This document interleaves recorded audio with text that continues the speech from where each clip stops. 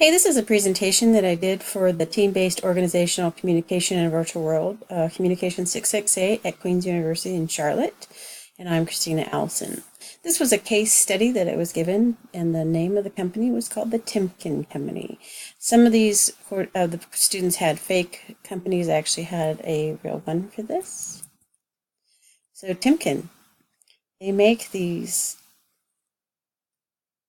parts called tapered rolling bearings, which can relieve friction regardless of the angle for which the load was applied. So Henry Timken founded the company in 1899, and his sons William and Henry also worked there. They were a supplier to wagon and carriage builders when they started. Their first factory was built in Canton, Ohio, first bearing in 1902 with 30 to 40 employees. In 1908, Henry Ford's car assembly line was created. In the 1920s, producing high-grade alloy steel was what this company, the Timken Company, did. They added plants, and then as they were growing, they added plants in Ohio, Great Britain, and France. In the 1930s, the rock bit for mining, quarrying, and construction was developed.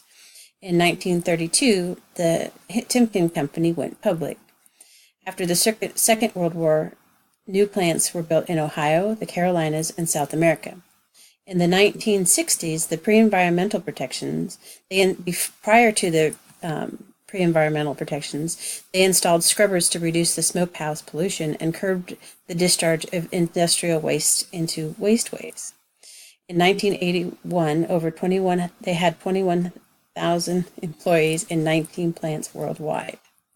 So in 1981, they committed $500 million, which is 2/3 of their net worth, to construct the most advanced steelmaking plant in the world.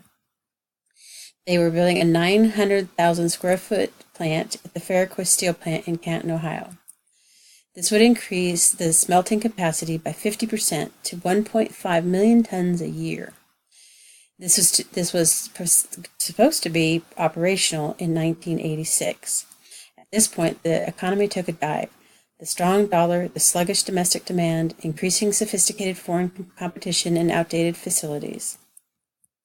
In 1981 to 1983, the sales of the Timken Company plummeted from 1.427 million to 937 million. Their net income dropped from a profit of 101 million to a $3 million loss in 1982, and returned to the black in 1983 with only $530,000. During the recession, there were layoffs of their hourly employees. They had reduction in the salaried ranks and tougher approach to negotiations with the union. In labor relations for the Faircrest plant, I.W. Apel, president of the United Steelworkers, the former Timken employee, was now part of the labor union. The state-of-the-art of the facility, they would become highly automated, so they would employ fewer workers. Assignment flexibility, union concessions, relaxed work rules. Because of the recession, the union were working with the Timken Company. The Timken employees, traditionally among the best paid and manufactured workers of the country. So the unions were willing to work with the Timken Company in order to halt some of the regulations for the union. So for a communications program, in 1983, the Negotiation Success Communications Program was critical.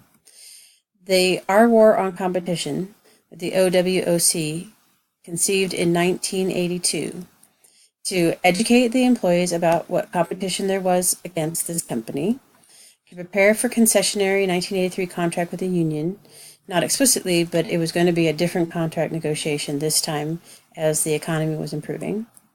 The program would feature videotaped messages from senior managers with follow-up discussions by supervisors in groups of 30. The action program, which is a periodic meetings between supervisor and employees for suggestions for improvements. A motivational campaign of bulletin board messages and posters in well-traveled areas. An employee suggestion reward program for employees to give suggestions to how to improve the communications within the organization. And articles and regular newsletters to inform people of some of these communications that were going to be critical for the upcoming communications program. So this wasn't just for the union contracts, but it definitely played a huge aspect of that. Also, they would carry on public service announcements on the Canton area radio. The reorganization that was done at Timken, the feedback from employees. Management needed to make sacrifices as well, so in 1984, 6% pay cut to all the management. In 1985, they hired McKinsey and Company to assist in the restructuring of the entire organization. They ran separate operations. They separated the operations from bearings and steel. The corporate would be divided into 4 operational centers: the finance, technology, strategic management, personnel administration, and logistics. Several of the intermediate managerial levels would be stripped away. They would no longer exist. And they implemented early retirement and layoff programs.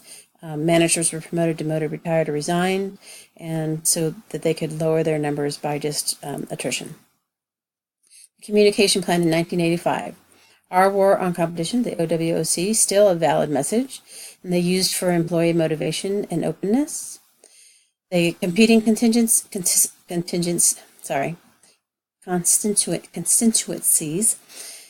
crafting the message to the audience, the union members, and all hourly and salaried employees.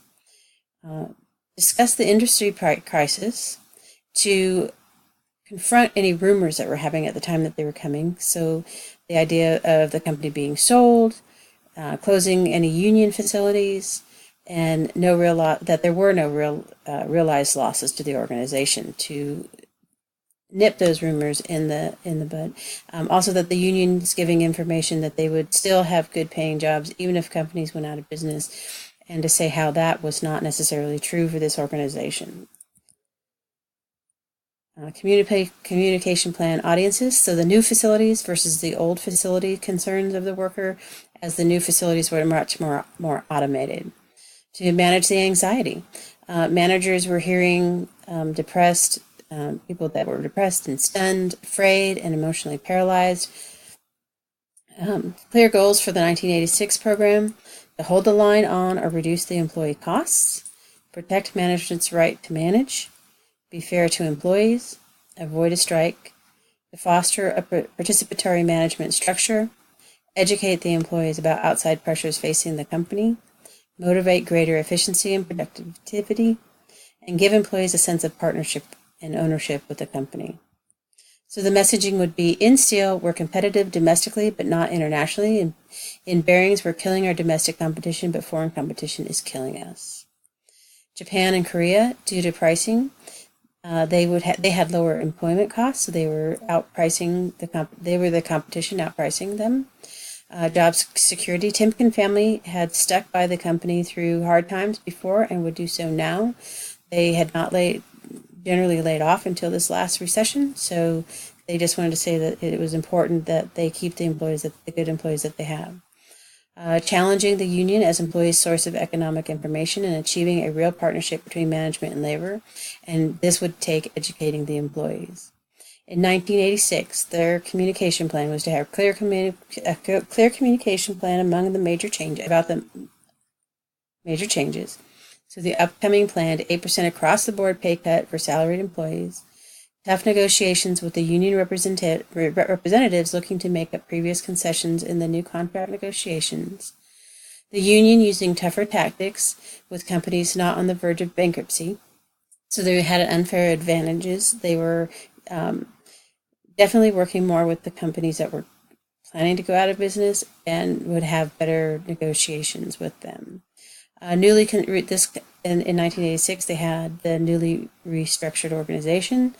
They definitely had stagnant sales and another small loss. So the questions that were asked to the group is in this presentation is: what key message does the Timken Company need to send to its workforce? Does the Timken Company need to change its management or communication practices in order to achieve its goals? Once you've developed a plan of action and strategy to communicate it, what will sell it to the top management? And what media mix should you use to convey your messages? The additional questions that were asked was: how would you use the use of virtual teams, cross-cultural teams, and digital communication tools impact this scenario? Which digital communication tools would you recommend? And does this scenario warrant the creation of new organizational communication policies? Here are the references. Thanks for watching.